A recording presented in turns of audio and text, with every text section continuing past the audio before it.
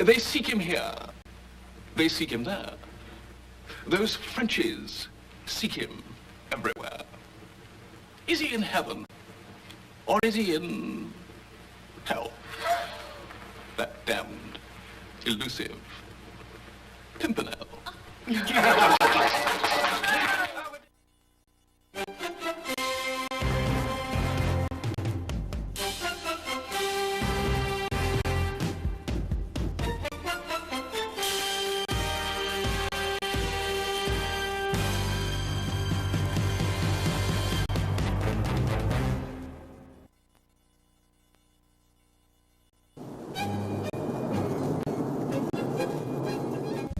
Sir Percy, it's time for your broadcast. Oh, good. Let me finish clipping my toenails. You're live in 3 seconds. Oh my! Think man!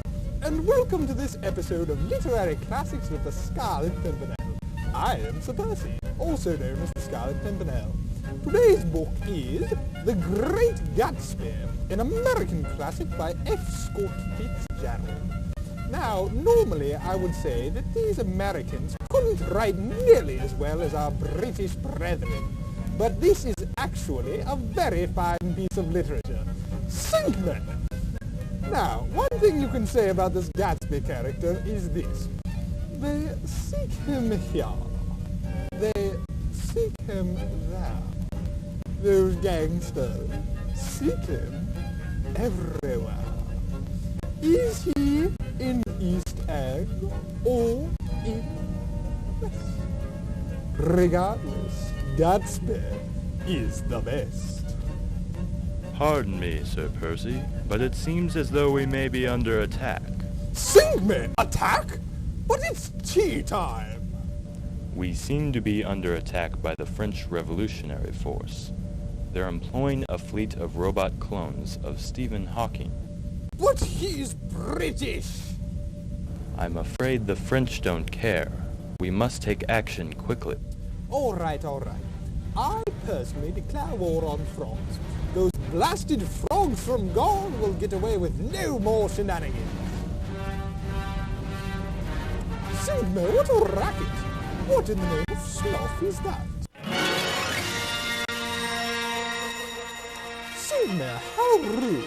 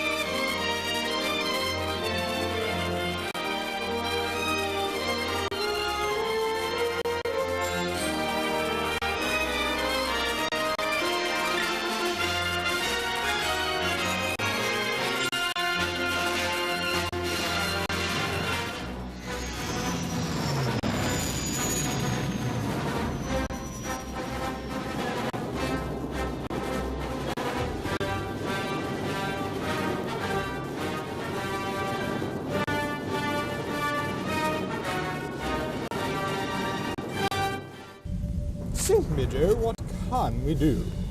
I do not know, Sir Percy. We are the Stephen Hawking clones. You will be assimilated. Resistance is futile. No. Think me the snuff! Or call upon the assistance of my old snuff master, Obi-Wan Socks. Help me, Obi-Wan Socks. You're my only hope. Hello, my name is Steve Socks, and my disembodied head is playing the role of Obi-Wan Socks, a snuff master. Snuff is a tobacco product inhaled through the nose and was most popular during the 18th century in aristocratic circles. It is still used in some parts of France today. Think me, Obi-Wan Socks, whatever will I do? Well, that should be pretty obvious. Whenever I'm in trouble, I always call upon the sacred powers of the quadratic formula. Repeat after me. X equals the opposite of B, plus or minus the square root of B squared minus 4AC, all over 2A. Think me, what a fabulous idea! X equals the opposite of B plus or minus the square root of b squared minus 4ac, all over 2a. Ooh, that feels good.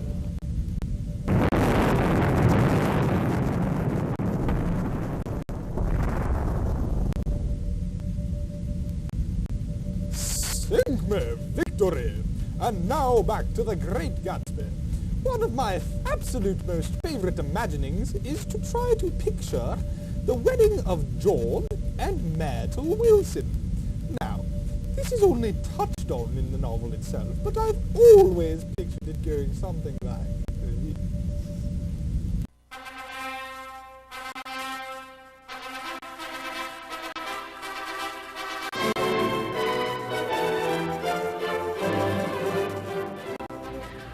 Oh, George, I never thought this day would come. I know, Myrtle. I'm so happy to be here. I'm so lucky to have found you, but I'm sorry.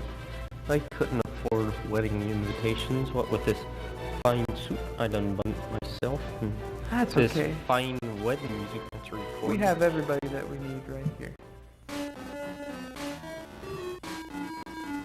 We gathered here today on the fine month of May. It's a beautiful day for a baseball game. But today, we're here for a wedding between Myrtle and Georgie Porgy over here. It's a very merry month of May, if I do say so myself. I remember my first May when I had my first girlfriend. We would go to the park and throw rocks and insects. Back in 1932, insects were the size of small children, except they had 6 appendages instead of 2 or 4 if you count their feet as well.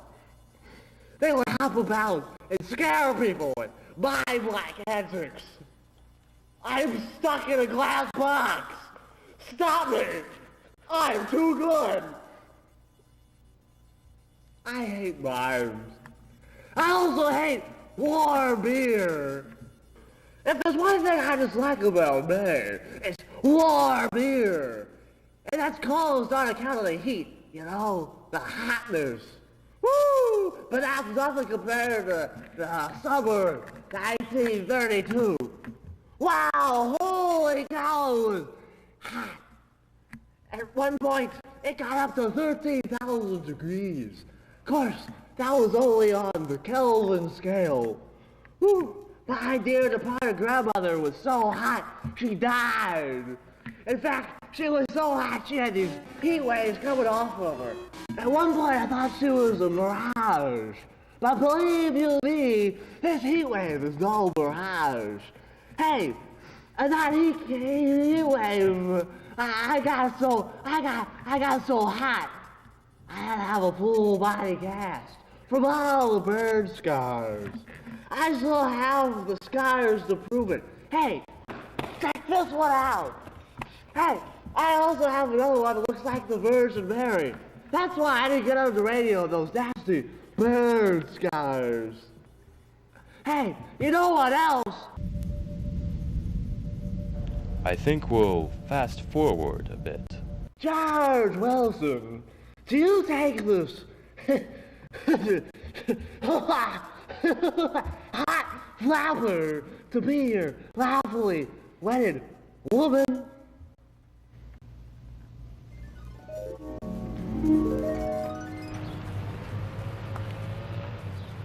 $87.31. Yep, this is the place. This is where I'm gonna get me a suit.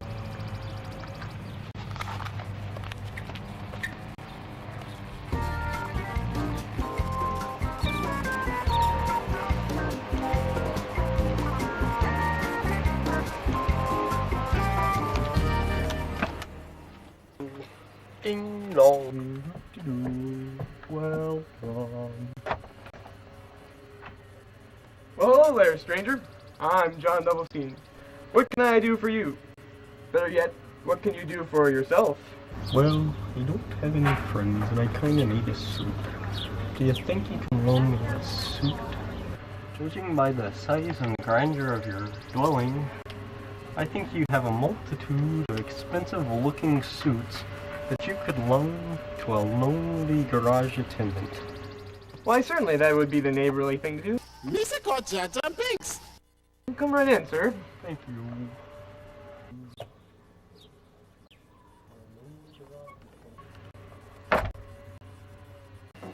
This way. What's your name, son? George Wilson. Here's a couple of suits I think will be perfect for you. They just scream garage attendant. Here's a nice one here, here's a nice one here, here's a nice one here, here.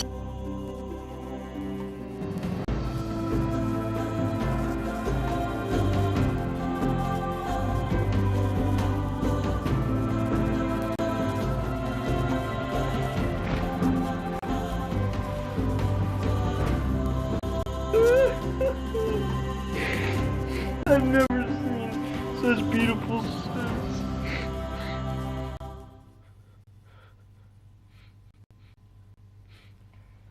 Here's a nice one, George. Well, thank you. I owe you one. Don't worry about it, strange-looking man. Well, see you around, George.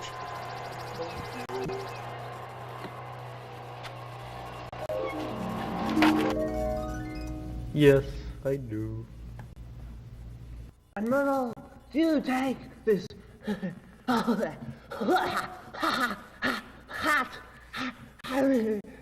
beautiful man to be your lawfully wedded wife? I mean, husband. Well, you know, talking about husbandry reminds me of animal weddings. You know, way down in Arkansas, the summer of 1939, I witnessed a wedding between a cow. I'm sorry. What was the question again? Do you take this man to be your lawfully wedded husband? I do.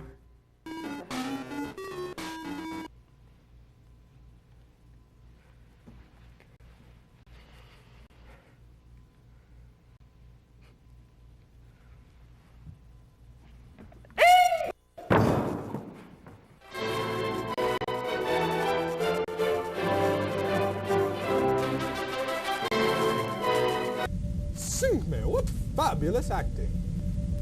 I agree. Quiet you! One thing I've always enjoyed about drunken preachers is the fact that they have the same delightful vocal patterns as everyone's favorite sportscaster, Chicago's own Harry Carey. Yes, the resemblance is quite remarkable. Now I am going to use some snuff, but since this is an English video, we'll take a short break.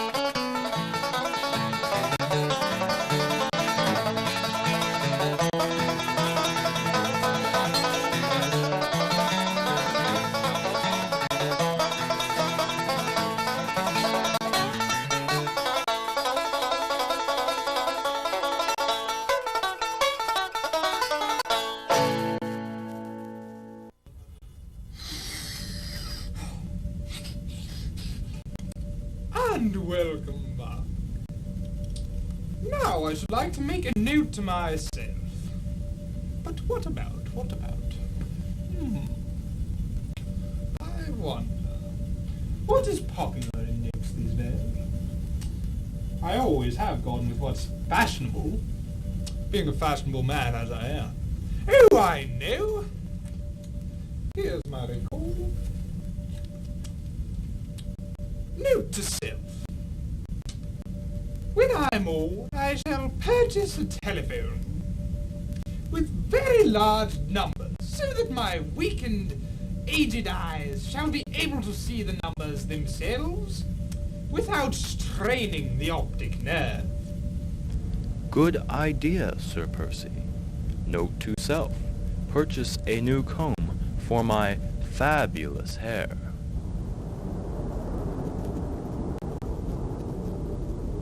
Joe Computer, I'd like to plot a course for the monocle system. As you can very well see, I'm not wearing a monocle, and purchasing one is of the utmost necessity.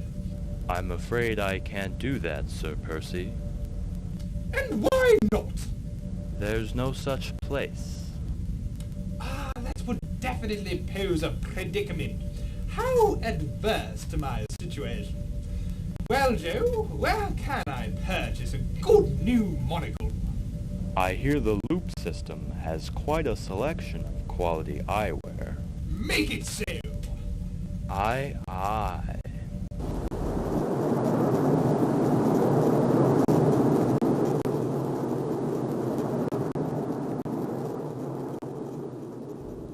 And now to our next multicultural selection. Not to be colloquial, but this is the absolute best scene in the entire book.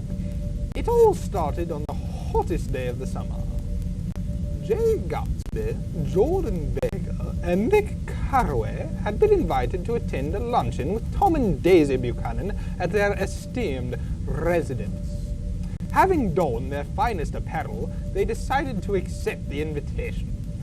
Now, in my mind's eye, I imagine those Darfy fellows out in the middle of the beautiful spacious field, which looks in no way, shape, or form like the Midwestern United States, as opposed to the more standard dining hall.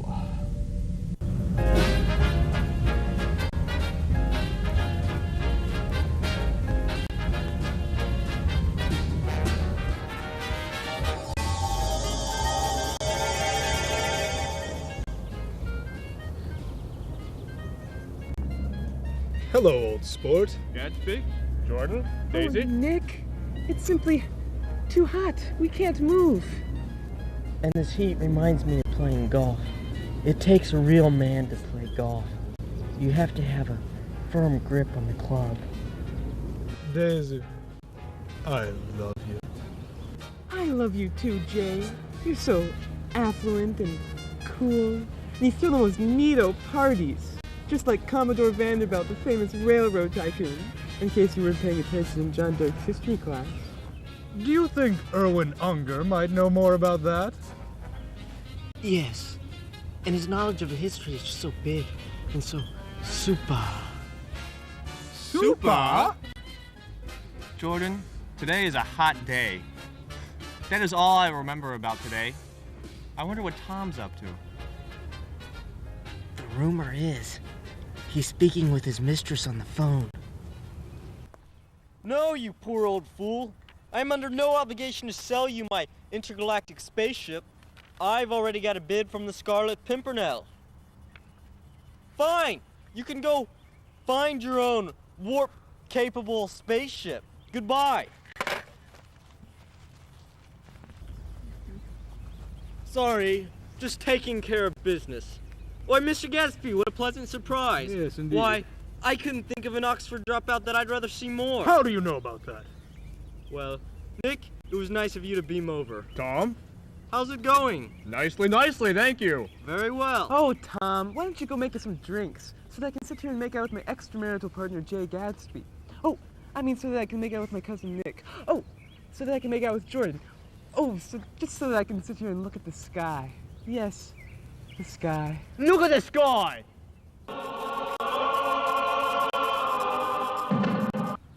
Make it quick, I shan't be long.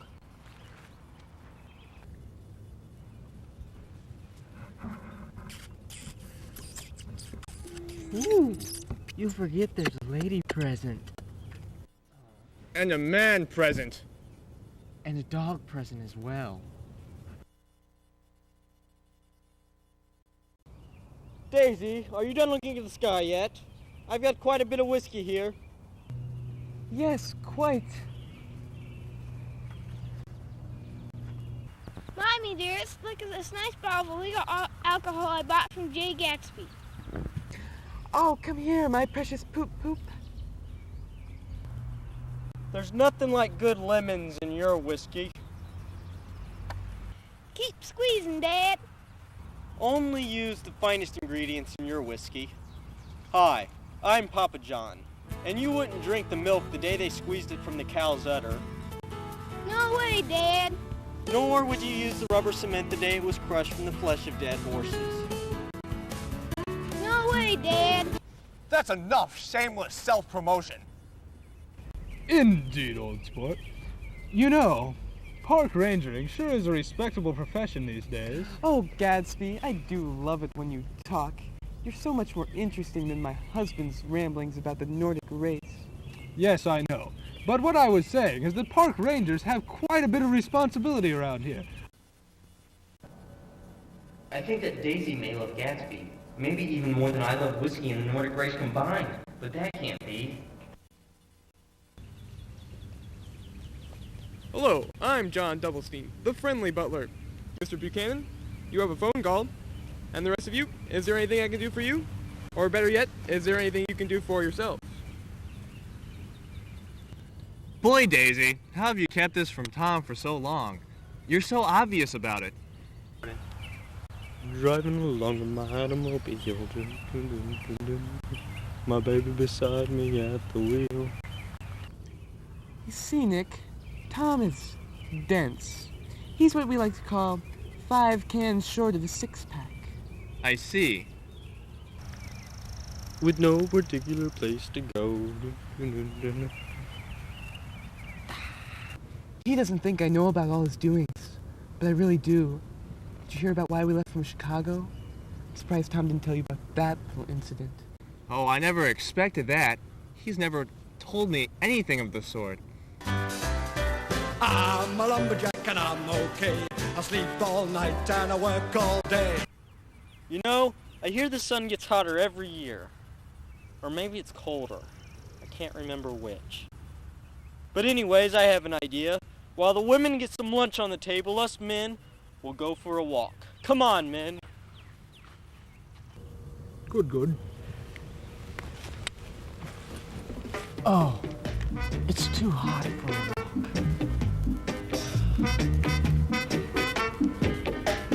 Lively up yourself and don't be no drag. And as we head in this direction, you will notice my forest.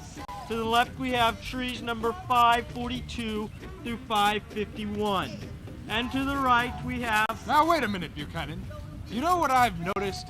Why, just beyond this magnificent forest of yours lies my grandiose mansion in which I often reside. Sometimes in the evening, as I look out across the shimmering lake, I can even see your fluorescent green bug zapper flickering in the pale moonlight. It's quite beautiful. That's interesting.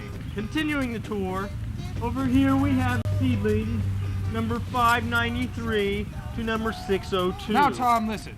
Don't you have a merry-go-round in this forest? Why, yes I do. Over yonder. Well, mightn't we see it? No, it's broken down right now. Let's just go back then. Aye, we shall do that.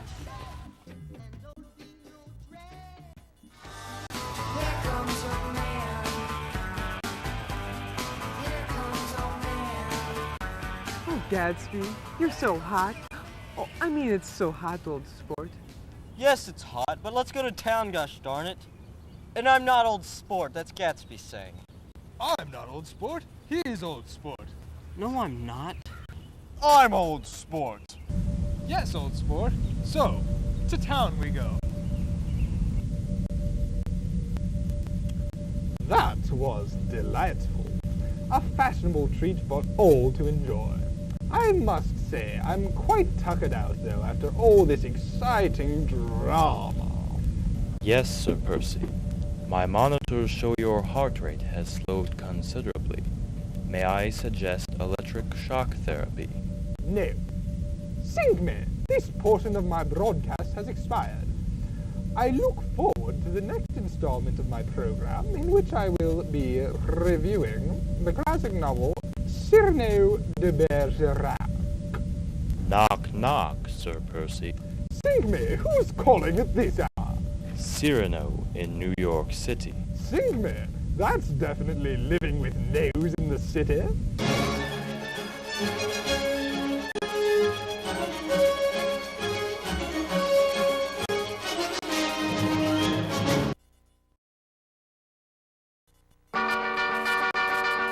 Riding along in my automobile, my baby beside me at the wheel. I stole a kiss at the turn of a mile, my curiosity running wild, cruising and playing the radio, with no particular place to go. Riding along in my automobile, I was anxious to tell her the way I feel. So I told her softly and sincere, and she leaned and whispered in my ear, cuddling more and driving slow, with no particular place to go.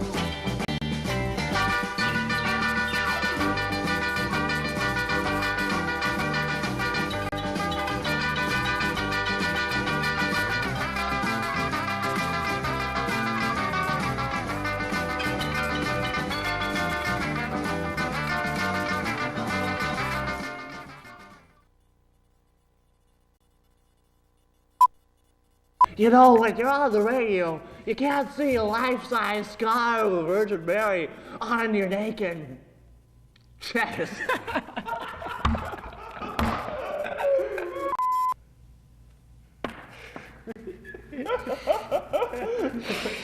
Alright, one more.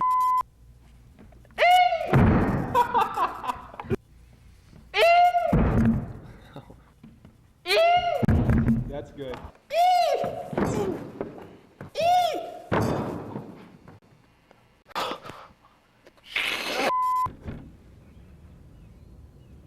And the man is well. Fools! Alright, You need to be saying that as soon go as first. as soon as Jordan alright, goes this is your first. cue to Jordan say. goes. But Yeah. Interesting. And Nick, Tom? how's it going? Very nicely. I screwed up. You did. Nice. How's it going? Good, Tom. Nicely, nicely. You say, Nick, how nice of you to beam over. Obvious about it. You see, Nick, there's a large airplane flying overhead.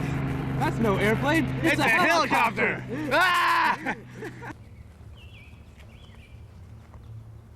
Oh, Gatsby, you're so hot. What the heck?